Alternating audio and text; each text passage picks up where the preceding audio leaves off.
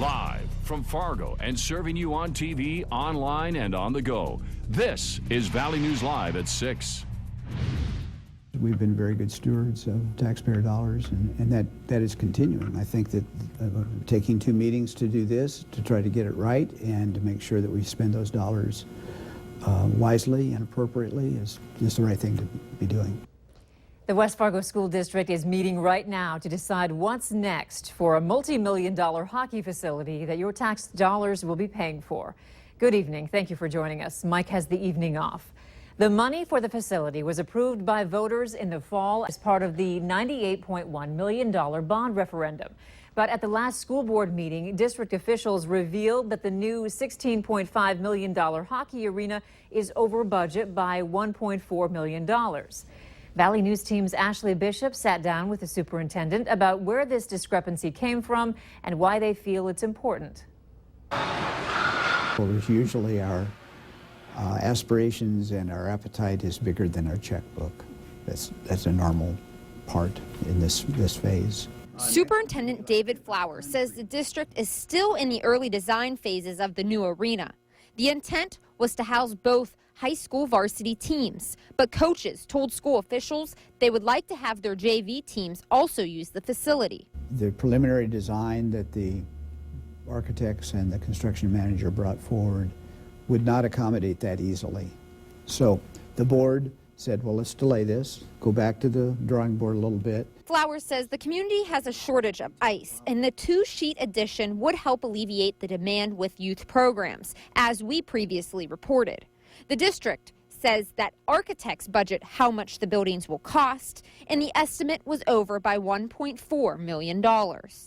Is that just something that comes with each project because everyone's wants is more than what they actually need? Yeah. Or is it you guys didn't budget enough for this, or prices have gone up? What is it? Yeah, well, we're still struggling to learn the answer to that question because from all reports, more than one architect estimating firm said that we had adequate budget to do what we wanted to do. But, you know, prices may be going up. We're not sure what's operating there at this time. We'll learn more at this evening's board meeting about that. At the board meeting, district officials will discuss what options they have, adding they do have extra money available. Come in under bid on some of the other projects, so the board has some flexibility to enhance this budget if that's what they decide is necessary. In West Fargo, Ashley Bishop, Valley News Live. In addition to still deciding on the design, the district is also in the middle of a land swap near the new arena location, which is near the intersection of 32nd Avenue South and Cheyenne Street. In the end, the district could profit from that land swap. Sunny and warm out there today, a great way to kick off the first official day of summer. Let's head over to Robert Hahn to see what it looks like right now. Robert? Yeah, lots of summer, lots of sunshine, I should say, on this first day of summer. And summer only about half an hour old. It started about 5:30 officially here this evening. And we'll see lots of sunshine, not only the rest of today, but as we start off the first full day of summer on a Tuesday. Right now, 70 in Roseau, 71 Bemidji, 77 warm degrees here in the Fargo-Moorhead area. Winds, they've been on the breezy side all day today. They'll continue breezy over the next few hours, but slowly subside, becoming light and variable as we head through the overnight hours. Hardly a cloud in the sky, just a few high, thin cirrus clouds giving parts of the area a little bit of filtered sunshine as we've gone through the day today. And underneath what few clouds we have, no precipitation. As we head through the evening hours here in Fargo, temperatures dipping down into the mid-70s by 8 o'clock, low 70s by 9. A nice day today, nice day tomorrow, but then some changes to talk about on that 7-day forecast, and we'll detail that coming up in just a few minutes. All right, thank you so much, Robert. The Fargo Police Department wants to make sure that you know about a high-risk sex offender who could be living near you. Police say this man, 55-year-old Eugene Hinson, is a high-risk sex offender living near the Lindenwood Park campground. Hinson is homeless and is staying in a wooded area near 1905 Roger Maris Drive. He was convicted in Cass County District Court for luring a minor by computer in 2011. The victim was a 16-year-old female. To get a better idea of where exactly he's staying, we have a map.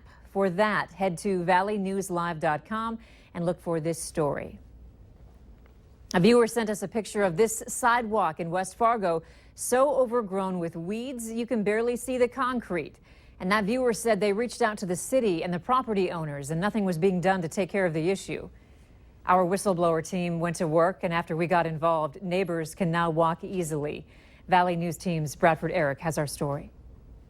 The subdivision is called the Wilds, but it's hard to imagine this is what they had in mind when naming it. At the corners of 49th Terrace West and Mulberry Lane, weeds so thick you could hardly see the concrete. I talked with one family who lives just across the street. They say when they're out and about, they completely avoid this stretch of sidewalk. They have 4 little girls, and they don't want to get stung by bees.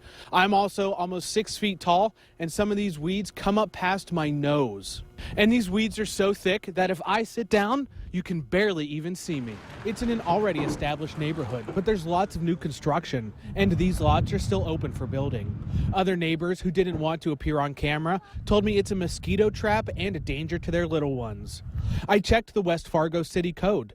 No grasses shall be allowed to grow more than 8 inches in length upon any place within the city. The West Fargo code enforcement officer said he had no complaints filed with him about this specific stretch. The owners of these lots, Century Homes. After I called and stopped by their office with no answer, I finally received a call back that it would be dealt with today. And when I went back, true to their word, it was being mowed. Bradford Eric, Valley News Live. If you have a complaint about overgrown lots, unusable sidewalks, or a property in your neighborhood, we have attached a link to the City of West Fargo's website where you can file that complaint. Just visit valleynewslive.com and click on this story. This story came to us through our whistleblower hotline. If you need help with an issue in your community, give us a call at 701-237-6576 and leave your tip. A member of our investigative team will get on the case and go to work to expose the truth. Senators from Minnesota and North Dakota are voting on 4 amendments dealing with gun control today. And we have just learned that the first amendment has failed.